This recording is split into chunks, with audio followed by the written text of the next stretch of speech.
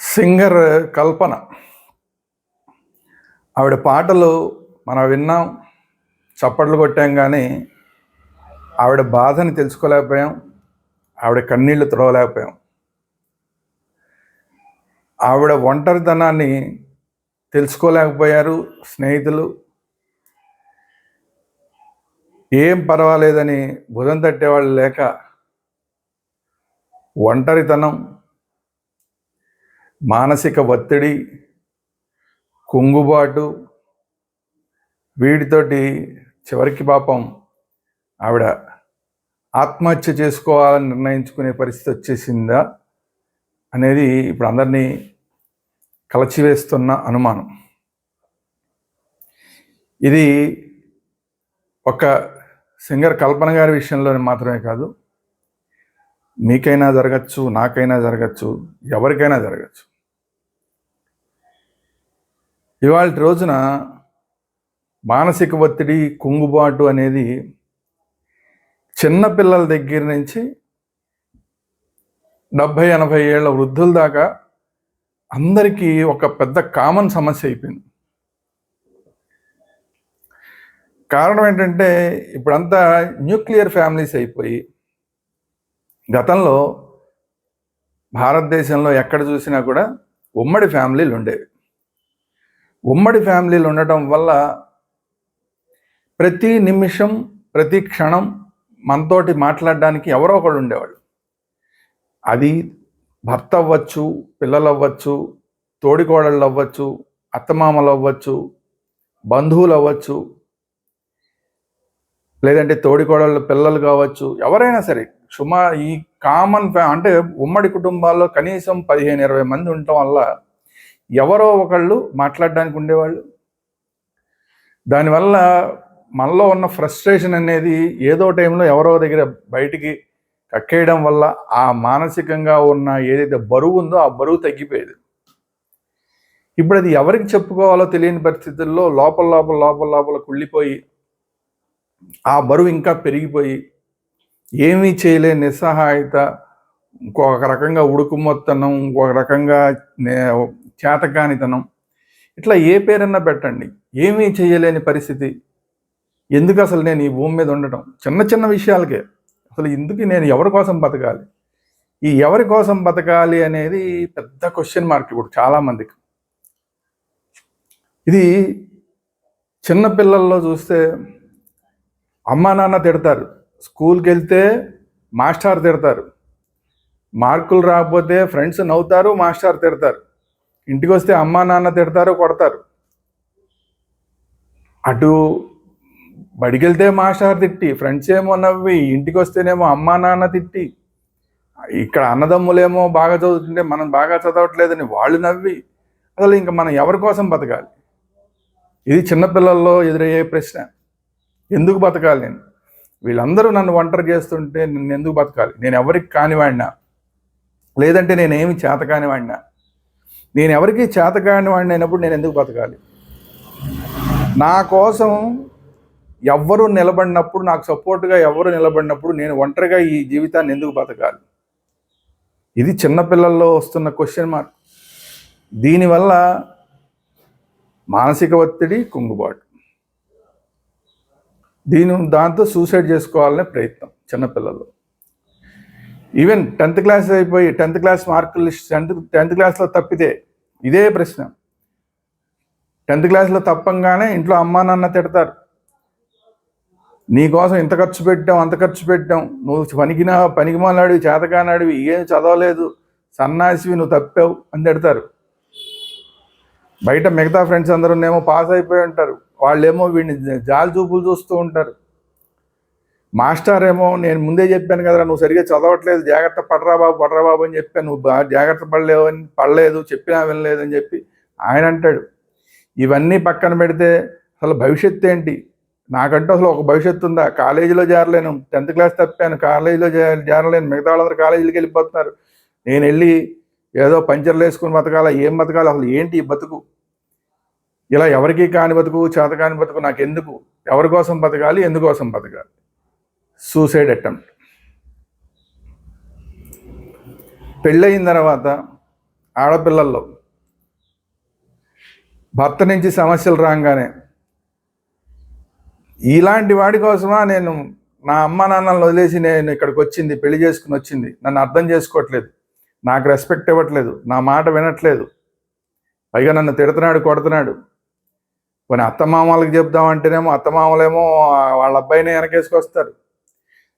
పోనీ ఇంట్లో అమ్మా నాన్నకి చెబుదామంటేనే అమ్మా నాన్న ఏదో రకంగా సర్దుకోమ్మా, నువ్వు ఎలాగోలా అక్కడే బతకాలి, పెళ్ళి అయిపోయింది, నువ్వు ఇంకా అక్కడ దానివే, ఆడపిల్ల అంటే ఇక్కడ పిల్ల కాదు అక్కడ పిల్ల, అక్కడే బతకాలి అని చెప్తారు. ఎటుపోవాలి, ఏం చేయాలి?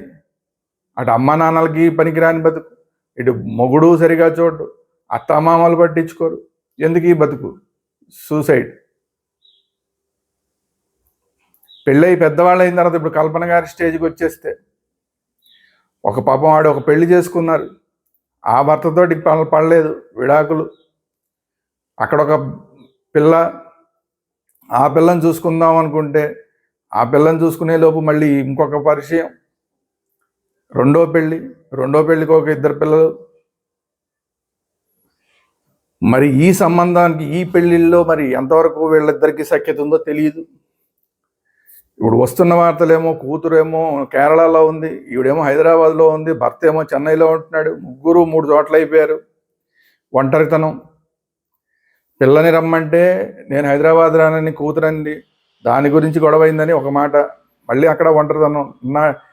9 నెలలు కనీ పెంచిన కూతురు అక్కడెక్కడో ఉండిపోయింది, నేను అక్కర్లేదంటుంది, అక్కడే ఉంటానంటుంది. భర్త చెన్నైలో ఉంటున్నాడు, మరి ఏం గొడవలు ఉన్నాయో మనకు తెలియదు, తను ఇక్కడ ఉండాల్సి వస్తుంది.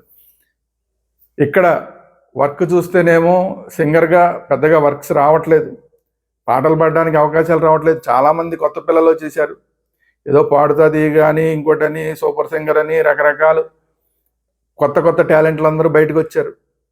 పాత వాళ్ళకి డిమాండ్ తగ్గిపోయింది, ఎందుకంటే వీళ్ళు ఎక్కువ అడుగుతారు, కొత్త వాళ్ళైతే తక్కువగానే చేస్తారు, తక్కువగానే పాడేసి వెళ్ళిపోతారు.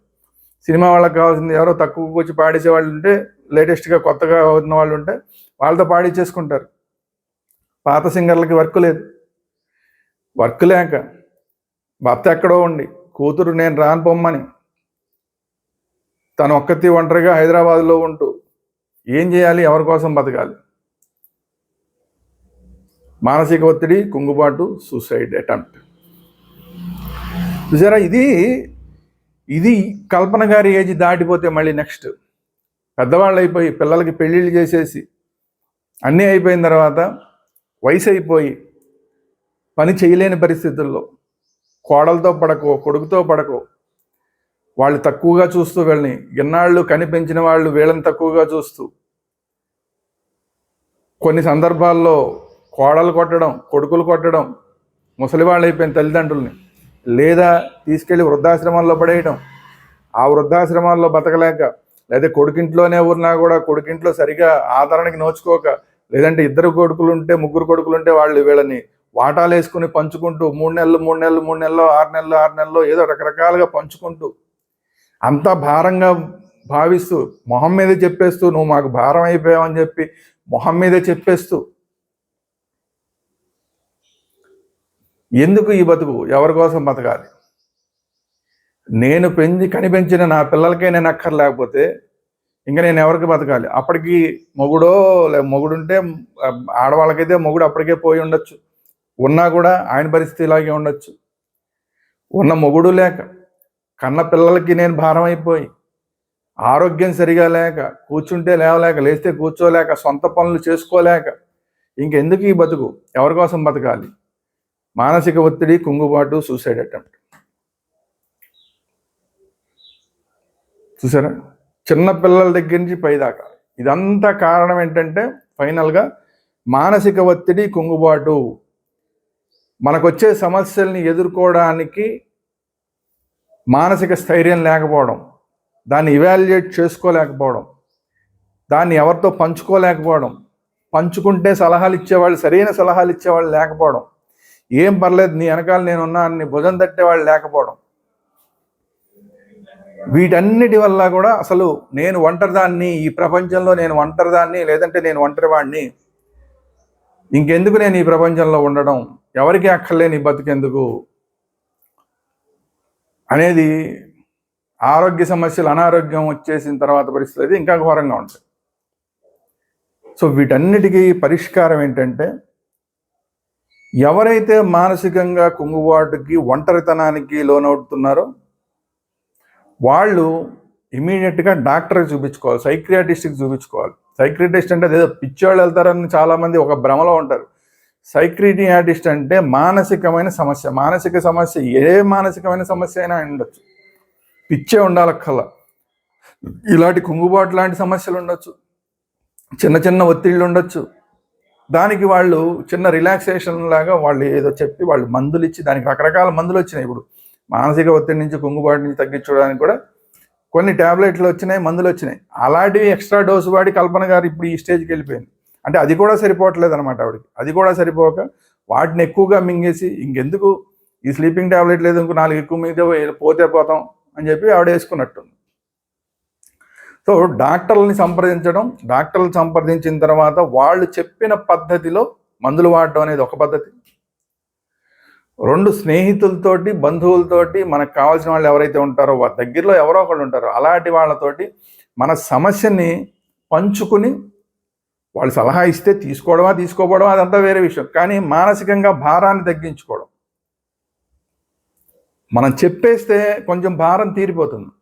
లేకపోతే మనలో మనమే కుళ్ళిపోయి లోపల ఇలా జరిగిపోయింది, ఇలా నా కొడుకు సరిగా చూడట్లేదు, నా కూతురు సరిగా చూడట్లేదు, నా కూతురు నన్ను పట్టించుకోవట్లేదు, లేకపోతే నా మొగుడు సరిగా పట్టించుకోవట్లేదు, ఇట్లా రకరకాలుగా మనకి మనమే అనేసుకుంటూ మనకి మనమే లోపల ఒత్తిడి పాలైపోయే కన్నా దాన్ని బయటికి వెళ్ళగక్కితే కొంత మానసిక భారం తగ్గిపోతుంది. ఆ తర్వాత ఎప్పుడైతే మనకు కొంచెం రిలాక్స్ అయిందో దాని మీద లాజికల్గా ఆలోచించడానికి, ఇలా ఉంది కాబట్టి దీన్ని ఇలా చేయొచ్చేమో, ఇలా చేస్తే ఈ సమస్య నుంచి బయటపడచ్చేమో, ఇలా రకరకాలుగా ఆలోచించే అవకాశం ఉంటుంది. లేదంటే ఆవేశంలోనో, లేదంటే ఏమి చేయలేని నిస్సహాయతలోనో ఉంటే ఇంకా ఆలోచించే అవకాశం ఉండదు. దాంతో ఇంకా ఈ బతుకెందుకు అనిపించింది, సూసైడ్ చేసుకోవాలనిపిస్తుంది. అందువల్ల ఎప్పుడైతే మనం మనసులో నుంచి దాన్ని బయటికి వెళ్ళగక్కేసామో కొంత మనసు రిలాక్స్ అయిన తర్వాత మళ్ళీ మనకి మనమే కొంచెం ధైర్యం తెచ్చుకొని ఇలా ఉండాలి, ఇలా చేయాలి ఏదో సమస్యని, లేదా బాగా కావాల్సిన స్నేహితులకి చెప్తే వాళ్ళు కొన్ని సలహాలు చెప్తే వాటిని తీసుకోవడం, ఇది అది కాదా, లేదంటే మానసిక ప్రశాంతత కోసం చక్కగా మెడిటేషన్ చేసుకోవడం. మెడిటేషన్ చేసుకున్నంత ఉత్తమం ఇంకోటి లేదు. ఇక ఏ డాక్టర్ దగ్గరికి వెళ్ళక్కర్లేదు, ఏ ఫ్రెండ్స్ దగ్గరికి వెళ్ళక్కర్లేదు. ప్రశాంతంగా అలాగా మెడిటేషన్ చేసుకుంటే ఆటోమేటిక్గా మనసులో ఉన్న భారం చాలా తగ్గిపోతుంది, మైండ్ రిలాక్స్ అయిపోతుంది. ఇప్పుడు పోనీ ఇదేదో హిందువులది అనుకుంటే కనుక దాన్నే ఇప్పుడు అందరూ కూడా ప్రపంచవ్యాప్తంగా శ్వాస మీద ధ్యాస అని చెప్పి దాన్ని చేస్తున్నారు. మరి ఆ పేరు పెట్టుకు చేయండి. ఇప్పుడు కల్పన గారు లాంటి వాళ్ళు సరే వాళ్ళు ఏదో మతం మారిపోయారు, దాని గురించి ఇప్పుడు మనం మాట్లాడాల్సిన అవసరం లేదు. ఏదో మతం మారిపోయారు, ఆవిడ క్రిస్టియానిటీ తీసుకుంది, సరే పాస్టర్ గారిని ఏదో పెళ్లి చేసుకుంది అంటున్నారు, సరే ఏదో ఆవిడ వ్యక్తిగతం. అలాంటి వాళ్ళు కూడా శ్వాస మీద ధ్యాస, మెడిటేషన్ అంటే ఏదో దేవుడిని కొలవడం, దేవుడిని తలుచుకోవడం ఇవన్నీ కాకుండా శ్వాస మీద ధ్యాస. శ్వాస ఎలా తీసుకుంటున్నాం, ఇలా వెళ్తోంది, ఇలా వస్తుంది, దాన్ని గమనిస్తూ ఉంటాం, ఎలా వెళ్తుంది, ఎలా వస్తుంది, ఈ ముక్కులోంచి ఒకసారి ఈ ముక్కులోంచి ఇలా చేస్తూ ఉంటే శ్వాస మీద ఎప్పుడైతే ధ్యాస పెట్టామో ఆటోమేటిక్గా మనసు తేలికపడుతుంది. మనసు ఎప్పుడైతే తేలికపడిందో ఆవేశం తగ్గుతుంది, ఆందోళన తగ్గుతుంది, ఆక్రోశం తగ్గుతుంది. ఇవాళ రోజు రెగ్యులర్గా చేయడం వల్ల వాటన్నిటి నుంచి దూరం ఎప్పుడైతే అయ్యామో ఇలాంటి మనం చనిపోవాలి, లేదంటే సూసైడ్ చేసుకోవాలి ఇలాంటి ఆలోచనలు రాకుండా ఉంటాయి. అనారోగ్య సమస్యలు ఉంటే డాక్టర్ దగ్గరికి వెళ్తాం, లేదంటే ఇంకా మానసిక సమస్యలు ఉంటే సైక్రియాటిస్ట్ దగ్గరికి వెళ్తాం, అది ఇది కాదంటే ఫ్రెండ్స్ దగ్గరికి వెళ్ళి మాట్లాడడం, రకరకాలుగా చేసుకోవచ్చు. ఎందుకంటే మానసికంగా ఎప్పుడైతే బరువు తగ్గిపోయిందో దాని గురించి ఇవాల్యుయేట్ చేసుకుని దాని గురించి 1-2 సార్లు ఆలోచించుకొని ఇలా చేస్తే బాగుంటుంది అనుకోవడానికి సలహాలు కొంతమంది దగ్గర నుంచి తీసుకోవచ్చు, డాక్టర్ దగ్గర నుంచి సలహాలు తీసుకోవచ్చు, ఫ్రెండ్స్ దగ్గర నుంచి సలహాలు తీసుకోవచ్చు, లేకపోతే మనమే ఆలోచించుకోవచ్చు. ఇప్పుడున్న సమస్య నుంచి బయటపడాలి. ప్రపంచంలో సాల్వ్ కాని సమస్య అంటూ ఏది లేదు. ఇంకొకటి ఏంటంటే అది ఈ బంధాలు బాంధవ్యాలు అనేవి పర్మనెంట్ కాదు. ఇది ఒకటి అందరూ గుర్తుపెట్టుకోవాలి. ఇది మెట్ట వేదాంతం అనుకునే వాళ్ళు కొంతమంది ఉంటారు, వేదాంతం అనుకునే వాళ్ళు కొంతమంది ఉంటారు. ఎవరు ఎలా అనుకున్నా వాస్తవం ఇదే. ఒంటరిగా వచ్చాం, ఒంటరిగా వెళ్ళిపోతాం. ఈ మధ్యలో జరిగేదంతా నాటకం. దీనికోసం అని చెప్పి వాళ్ళ మీద మనం ఏదో ఆశలు పెట్టుకుని, వాళ్ళ మీద ప్రేమ పెంచేసుకుని, వాళ్ళ మీద ఆశలు పెంచేసుకుని, ఆ ప్రేమ సఫలం కాకపోతే, ఇందాక మనం చెప్పిన వాటిల్లో ఈ ప్రేమ గురించి చెప్పలేదు. ఈ లవ్ స్టేజ్లో ఉన్నప్పుడు ఎదుటివాడి మీద ప్రేమించడం, వాడు నన్ను ప్రేమించకపోతే సూసైడ్ చేసుకోవడం, లేదంటే అమ్మాయిని ప్రేమించడం, అమ్మాయి నన్ను ప్రేమించలేదంటే సూసైడ్ చేసుకోవడం, లేదా ఎదుటాన్ని చంపేయడం, ఇలా రకరకాలుగా ఇవన్నీ కూడా మానసిక ఒత్తిడి, వీటితో వచ్చే సమస్యలే, మానసికమైన సమస్యలతోటే వచ్చేది. మనం చచ్చిపోవాలనుకున్నా, ఎదుటాన్ని చంపేయాలనుకున్నా, రెండు కూడా మానసిక సమస్యలు. సో వీటన్నిటికీ పరిష్కారం ఏంటంటే వాస్తవాలను తెలుసుకుని, నేను అంటే ఏంటి, నేను ఎలా వచ్చాను, ఎలా వెళ్ళిపోతాను. ఈ మధ్యలో వచ్చిన వాళ్ళందరూ ఆ క్యారెక్టర్లు, తల్లి అవ్వచ్చు, కొడుకు అవ్వచ్చు, కూతురు అవ్వచ్చు, మొగుడు అవ్వచ్చు, ప్రేమికుడు అవ్వచ్చు, ఇంకొకళ్ళు అవ్వచ్చు, ఎవరైనా అవ్వచ్చు, వాళ్ళ దగ్గర నుంచి ఎక్కువ ఆశించకుండా ఉండటం అనేది చాలా ఇంపార్టెంట్. మనం ఇవ్వడం వేరు, ఎదుటివాడి నుంచి ఆశించడం వేరు. ఎదుటివాడి నుంచి ఎప్పుడైతే ఆశించామో అది దొరక్కపోతే మనం భంగపాటుకు గురవుతున్నాం, నిరాశకు గురవుతున్నాం, నిస్పృహకు గురవుతున్నాం, దాంతో ఆవేశం వస్తుంది, ఆక్రోశం వస్తుంది, ఏమి చేయలేని నిస్సహాయత వస్తుంది. ఇవన్నీ కూడా ఎక్స్పెక్టేషన్, ఎదుటివాడి నుంచి ఎక్స్పెక్టేషన్ అనేది మనం పెట్టుకుంటున్నాం. ఇది మానేయాలి. ఫస్ట్ నువ్వు ప్రేమిస్తే ప్రేమించేసేయి, కానీ ఎదుటివాడి నుంచి ఎక్స్పెక్ట్ చేయక. నీ కూతురునైనా సరే, నీ కొడుకునైనా సరే. ఇప్పుడు కల్పన గారి విషయంలో ఏంటి, కూతురుని ఎక్కువ ప్రేమించేసింది ఆవిడ. తన కూతురు తన దగ్గర ఉండాలనుకుంది. ఆ ఎక్స్పెక్టేషన్ ఎప్పుడైతే నెరవేరలేదో నిరాశ, నిస్పృహ, ఇంకెందుకు బతకడం, నా కూతురికే నేను అక్కర్లేనప్పుడు నేను ఎందుకు బతకడం. లేదంటే భర్త ఎక్కడో ఉన్నాడు. అంటే ఇప్పుడు కల్పన గారి విషయం కాదు, ఎవరికైనా జరగచ్చు. కాబట్టి భర్త దూరంగా ఉంటున్నాడు, నాకు దగ్గరగా లేడు, ఇప్పుడు ఇంకెందుకు. నువ్వు ఎప్పుడైతే ఎక్స్పెక్ట్ చేస్తున్నావో నీకు దగ్గరగా తెల్లవారులు నీ దగ్గరే ఉండాలి, 365 days నీ దగ్గరే ఉండాలనుకుంటున్నావో, ఆ ఎక్స్పెక్టేషన్ ఎప్పుడైతే నెరవేరలేదో అప్పుడు నీకు మానసిక సమస్యలు వస్తున్నాయి, కుంగుబాటు వస్తుంది, నిరాశ వస్తుంది, నిస్పృహ వస్తుంది, ఆవేశం వస్తుంది, ఆక్రందన వస్తుంది, ఆక్రోశం వస్తుంది, ఇవన్నీ వచ్చేస్తున్నాయి. చివరికి సూసైడ్ చేసుకోవాలనే పరిస్థితి వస్తుంది. సో ఎక్స్పెక్టేషన్ అనేది అవతల వాళ్ళ మీద పెట్టుకోవద్దు దయచేసి. వాస్తవాల్ని ఎప్పటికప్పుడు వాస్తవంగా ఆలోచిస్తూ ఉంటే, ఇప్పుడు కల్పన గారి విషయంలో చూసుకుంటే ఆ కూతురు అక్కడ కంఫర్ట్గా ఉంది, కేరళలో కంఫర్టబుల్గా ఉంది, సరే ఉండని, ఓకే ఫైన్. భర్త మద్రాసులో ఆయన ఏదో జాబో ఏదో పాస్టరో ఏదో మొత్తానికి ఏదైతే అది చేసుకుంటున్నాడు, ఓకే టైం ఇద్దాం. టైం ఇస్తే నేనన్నా అక్కడికి వెళ్ళడానికి అవకాశం ఉంది, తను ఇక్కడికి రావడానికి అవకాశం ఉంటుంది, ఏదో ఒకటి జరగడానికి అవకాశం ఉంది. Let's wait for some time, give some time. అవతల వాళ్ళకు కూడా సమయం ఇవ్వాలి. నువ్వేమైనా సరే రావాల్సిందే, లేకపోతే నేను వచ్చేస్తా, లేదా నువ్వు వచ్చి ఎవడో ఒకడు ఉండాల్సిందే అంటే అన్ని సందర్భాల్లో కుదిరితే well and good. So expectation ఎక్కువ పెట్టుకోకండి, అవతల వాళ్ళకి కూడా మనకు టైం ఇవ్వండి. తర్వాత చుట్టుపక్కల వాళ్ళు, ఇలాంటి వాళ్ళకి ముందుగా ఏంటంటే ముఖ్యంగా చుట్టుపక్కల వాళ్ళు చాలా ఇంపార్టెంట్. ఇలా ఎవరైనా మానసిక సమస్యలతోటి ఉన్నవాళ్ళు, వాళ్ళకి చుట్టుపక్కల వాళ్ళ నుంచి కొంచెం మద్దతు రావడం అనేది చాలా ఇంపార్టెంట్. అందువల్ల ప్రతి మనిషి కూడా మన చుట్టుపక్కల ఏం జరుగుతుందో గమనించడం. మన చుట్టుపక్కల ఎవరన్నా ఆందోళనతో ఉన్నారా, ఆక్రోశంతో ఉన్నారా, ఆవేదనతో ఉన్నారా, ఆవేశంతో ఉన్నారా, ఎందుకని ఉన్నారు, వీళ్ళ ఒంటరితనానికి కారణం ఏంటి, లేదంటే వీళ్ళ మానసికంగా ఉన్న ఈ సమస్యకు కారణం ఏంటి.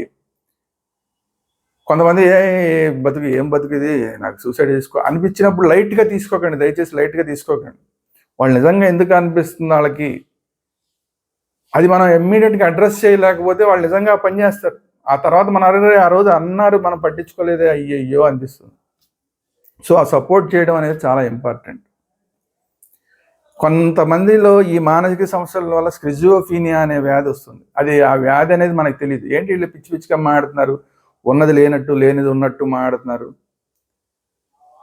ఇలాంటివన్నీ చాలా మానసిక సమస్యలు ఉంటాయి. అందులో అది పెద్ద రీసెర్చ్ మళ్ళీ అది స్కిజోఫ్రీనియా కానీ మిగతా. అలాంటి వాళ్ళు కనపడినప్పుడు ఇలా ఒంటరితనంతో బాధపడుతున్నా, లేదంటే ఇలా చనిపోతే బాగుంటుందని మాట్లాడుతున్నా, ఎందుకు ఈ బతుకు, ఎవరి కోసం బతకాలి అని మాట్లాడుతున్నా, ఇలాంటివి మాట్లాడే వాళ్ళని ఇమ్మీడియట్గా వాళ్ళని ఆ మాటల్ని మనం లైట్గా తీసుకోకుండా వాళ్ళకు ఒక పక్కన ఇమ్మీడియట్గా నేనున్నాను, ఏం పర్లేదు, నీకేంటి సమస్య అని చెప్పి కనీసం వింటే చాలు. మనం ఏం చెప్పక్కర్లా, వింటే చాలు. అది మైండ్లోంచి వాళ్ళకి ఆ బాధ తగ్గిపోతుంది. వినడం అనేది చాలా ఇంపార్టెంట్. ఆ తర్వాత నీకు నేనున్నాను అని ఒక భరోసాని ఇవ్వడం. లేదంటే మేమందరం ఉన్నాం కదా, ఏమైంది, వాడెవడో లేకపోతే ఏమైంది, లేదంటే అదెవతో లేకపోతే ఏమైంది, లేదా నీ కూతురు లేకపోతే ఏమైంది, మేమందరం ఉన్నాం కదా, లేదా నీ మొగుడు లేకపోతే మేమందరం ఉన్నాం కదా, మేమందరం నీకు సపోర్ట్గా ఉంటాం కదా అని చుట్టుపక్కల ఉన్న వాళ్ళందరూ కొంచెం ధైర్యాన్ని ఇస్తే ఆ మనిషి హ్యాపీగా బతికేస్తారు. అలాగే పిల్లలు వదిలేసినాడు, పిల్లలు వదిలేస్తే ఏంటి, ఏమైంది, మేము ఉన్నాం కదా అని చెప్పి ముసలి వాళ్ళకి మనం చిన్న సహాయం చేస్తే వాళ్ళు బతికిన 4 రోజులు హ్యాపీగా బతుకుతారు. చిన్న మాట సహాయం, ఆ మాట సహాయం అవ్వడం అనేది ఇప్పుడున్న సొసైటీలో చాలా ఇంపార్టెంట్. కానీ ఎవరికి వాళ్ళు బిజీ లైఫ్లో అయిపోయినాయి, ఎవరికి వాళ్ళు బిజీ లైఫ్. అసలు మన అపార్ట్మెంట్లో పక్కింట్లో ఏం జరుగుతుందో, పక్క అపార్ట్మెంట్లో ఏం జరుగుతుందో తెలుసుకోలేని పరిస్థితి, అసలు పక్క అపార్ట్మెంట్లో ఎవరున్నారో కూడా తెలుసుకోలేని పరిస్థితి. కానీ కొంచెం టైం స్పేర్ చేసి ఏం జరుగుతుంది ఏంటి కొంచెం గమనిస్తూ మేము ఉన్నాం. ఇదివరకు ఇవన్నీ ఉండేవి, ఈ ఇంట్లో వాళ్ళు ఉప్పు కారమో పసుపు కుంకు ఏదో ఒకటి, లేదంటే ఆవకాయో, లేదంటే ఇంట్లో స్వీట్ చేస్తానో ఆ ఇంట్లోకి ఇవ్వడం, లేదంటే వాళ్ళు మళ్ళీ ఏదో తీసుకొచ్చి ఇవ్వడం. ఇక్కడ ఈ ర్యాపో అనేది పెరుగుతుంది. ఈ ర్యాపో అనేది ఎప్పుడైతే పెరిగిందో వాళ్ళ మాటలు వీళ్ళకి చెప్తారు, వీళ్ళ మాటలు వాళ్ళకి చెప్తారు, ఏం జరుగుతుంది ఏంటి అని తెలుస్తూ ఉంటుంది, ఇద్దరి మధ్య కమ్యూనికేషన్ ఉంటుంది. ఈ కమ్యూనికేషన్స్ మెయింటైన్ చేయడం అనేది చాలా ఇంపార్టెంట్. ఇది ఇప్పుడు ఉన్న అపార్ట్మెంట్ కల్చర్లో పూర్తిగా పోతుంది. పక్కనే ఉంటుంది, మన గోడ పక్కనే ఉంటారు వాళ్ళు, కానీ వాళ్ళ ఇంట్లో ఏం జరుగుతుందో తెలియదు, వాళ్ళు ఏమవుతున్నారో తెలియదు, ఏం చేస్తున్నారో తెలియదు, ఏమైపోతున్నారో కూడా తెలియదు. కానీ పట్టించుకోవడం చాలా అవసరం అని కల్పన గారు లాంటి ఉదంతాలు మనకు చెప్తున్నాయి. ఇలాంటివి ఎన్నో ఉదంతాలు, ఇలా కుంగుబాటుకి లోనయ్యి సూసైడ్ చేసుకున్న ఉదంతాలు అనేకం.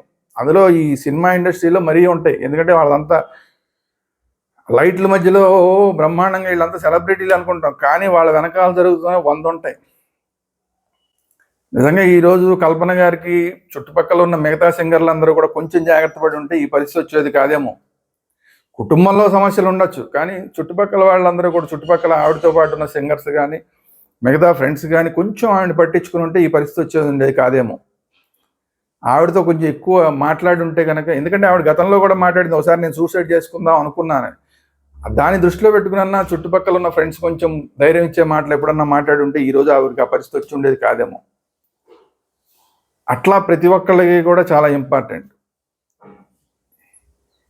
అందువల్ల వాళ్ళ వ్యక్తిగతంగా ఎవరైతే దానికి బాధపడుతున్నారో, కుంగుబాటు కానీ మానసిక సమస్యలతో బాధపడుతున్నారో వాళ్ళు కూడా మెడిటేషన్ చేయడం కానీ, ఫ్రెండ్స్తో మాట్లాడడం కానీ, లేదంటే డాక్టర్ దగ్గరికి వెళ్ళటం కానీ, ఇవన్నీ చేయాల్సిన అవసరం ఉంది. అలాగే మనం కూడా మానవులుగా మనం సంఘజీవి, మనిషి అనేవాడు సంఘజీవి. సంఘంలో మన చుట్టుపక్కల వాళ్ళు ఏం చేస్తున్నారు, ఎలా బతుకుతున్నారు, వాళ్ళు ఎలా రెస్పాండ్ అవుతున్నారు ఏంటి, వీటన్నిటి మీద ఒక దృష్టి వేసి వాళ్ళందరికీ కూడా సపోర్ట్గా ఉండడం అనేది, ఒక మంచి మాట మాట్లాడడం, ఒక చిరునవ్వుతో వాళ్ళని పలకరించడం, ఇలాంటివన్నీ కూడా చేస్తే కనుక కల్పన గారి లాంటి కేసులు మళ్ళీ భవిష్యత్తులో రాకుండా ఉంటాయి. ఇది ఈరోజు వీడియో. ఈ వీడియో కనుక మీకు నచ్చినట్టు లైక్ చేయండి, మీ అభిప్రాయాలు ఏంటంటే కామెంట్ రూపంలో తెలియజేయండి. అట్ ది సేమ్ టైం ఈ వీడియోని అందరికీ షేర్ చేయండి. ఇలాంటి మానసిక సమస్యలు ఉన్న వాళ్ళు ధైర్యంగా ఉండటానికి మీ వంతు తోడ్పాటుని అందించండి. అట్ ది సేమ్ టైం మన ఛానల్ వేదాంత ఛానల్ని అందరూ సబ్స్క్రైబ్ చేసుకోండి. At the same time bell icon నొక్కండి. బెల్ ఐకాన్ అయితే ఇలాంటి వీడియోలన్నీ కూడా అప్లోడ్ అయినప్పుడల్లా మీకు అప్డేట్స్ వస్తూ ఉంటాయి. Thank you very much. జై హింద్, భారత్ మాతా కీ జై.